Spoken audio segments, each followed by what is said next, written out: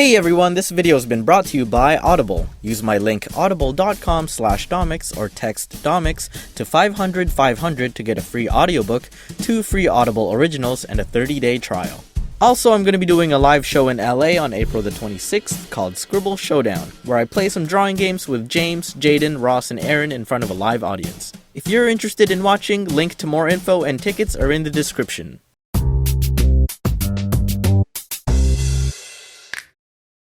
You guys ever come out of an argument thinking, man, what was the point of that? You went in so deep into layers of the debate that you forgot what you were even fighting about. Well, hey, welcome back. You just returned from a dumb argument. Some arguments are unavoidable, but as long as you both come to some sort of mutual understanding or gain some valuable knowledge while still maintaining respect for each other, then I don't consider it a waste of time. What's that? You just had a fight over which starter Pokemon is best? Huh? You just argued with someone over which celebrity is hotter? Come again? You're still trying to fight the Android versus Apple war?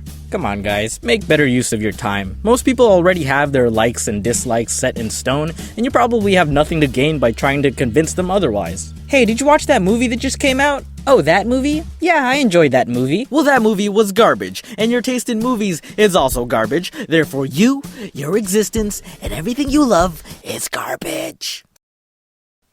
You know what? You're right. That is exactly the response I was looking for. And there are no better candidates for dumb arguments than bickering couples. Oh boy. From experiences with my current and past relationships, arguing with my significant other rarely ever led to anything beneficial. Sure, you can have disagreements about opinions and then discuss them maturely, but then there are those arguments that just stem from nothing but get ignited into a bonfire. I had an ex-girlfriend literally admit to me that she enjoyed arguing. And that is why she is now an ex. I'm pretty sure half of our conversations were arguments because I usually said something that I thought was innocent and meant no harm, but she misconstrued it to be a malicious attack on her. She failed to understand that I had nothing to gain by trying to offend her without context, and was convinced that anything I did that mildly upset her was premeditated. As if I woke up that morning and the first thought in my head was, you know what would be delightful? If I pissed off my girlfriend today. Yeah. Here, let me dig up an actual conversation we had. Warning, you might suffocate from how toxic this is. So, for context, I posted a picture of my dog on Instagram that she took using my phone. But I didn't credit her for it. Not on purpose, I just, I didn't think it mattered. It's just a picture of Nala. Wow, give me photographer credit. Nani? I captured such a memorable moment. I'll add it, but does it really matter? The pic's about Nala. Yes, which I took. Disappointed in you again. If you don't like to give credit, then take another pic and don't use mine. Hey, is something wrong? Yeah, seeing the pic on Instagram without proper crediting. Like, is anything else wrong? I like to think that when people lash out, especially for dumb reasons, they probably have another source where the rage is actually coming from. Other people just put a camera symbol along with the name of the person. I just don't understand how this worked you up so much. I know you took it, but it's so important for you that everyone else knows? Like you want this on your resume or something? No, I'm very disappointed in your mentality. I believe that photographers deserve credit. I just trusted that you wouldn't care. You didn't tell me first that you would post it as your own. If this is really what you want to argue about right now, I'll talk to you later and let you calm down. I'm not arguing, I'm let down by what you did. Like your perspective is so messed up. Just because you know I took it means no one else needs to know? Hello? You think you're all that f***ing important? I feel bullied and mistreated. And you running away from a discussion makes me respect you less.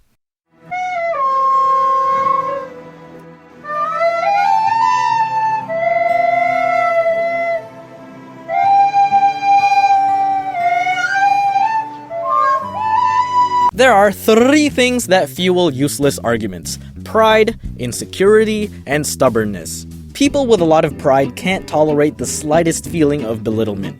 So if you ever do or say something that slightly challenges their identity or beliefs, it is impossible for them to let it slide.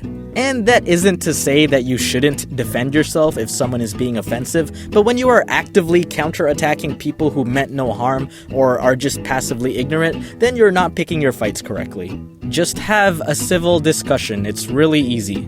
If you ever hear anyone say set your pride aside, it simply means stop treating it like some sacred relic that you have to defend at all times. Something a lot of you practice that you probably aren't aware of is passive aggression. Being passive aggressive means to retaliate in a way that isn't openly violent but can be interpreted as offensive. This can take many forms, including the silent treatment. Hey, sorry I'm late, I was stuck in traffic. Lying in an obviously sarcastic tone. Are you mad at me? No, it's fine, whatever. And other acts of douchery. Could you pass the salt, please?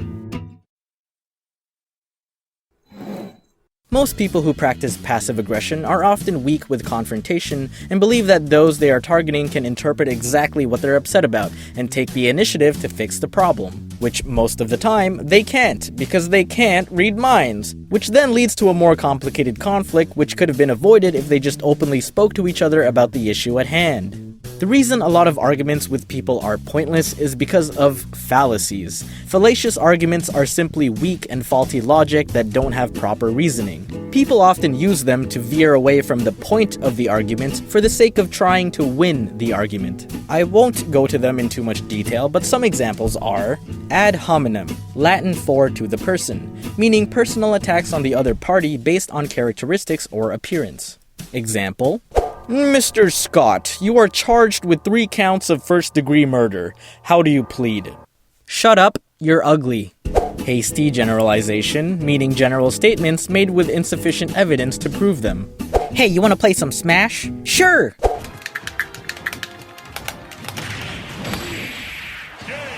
I have concluded that because I lost, Donkey Kong is the best character in the game. Nope, you just suck. And tu quoque, Latin for you too, used to distract from the argument by redirecting the focus on another party's hypocrisy. I think the colors look a bit too flat and don't give the character enough depth in relation to the background. Yeah, well, let's see you do better. Karen, this is a critique. I really recommend reading into all of them so you can be aware of people who try to use them against you. This knowledge will save you plenty of time because it'll let you determine whether discussions with certain people are worth your time. My ex used all of them.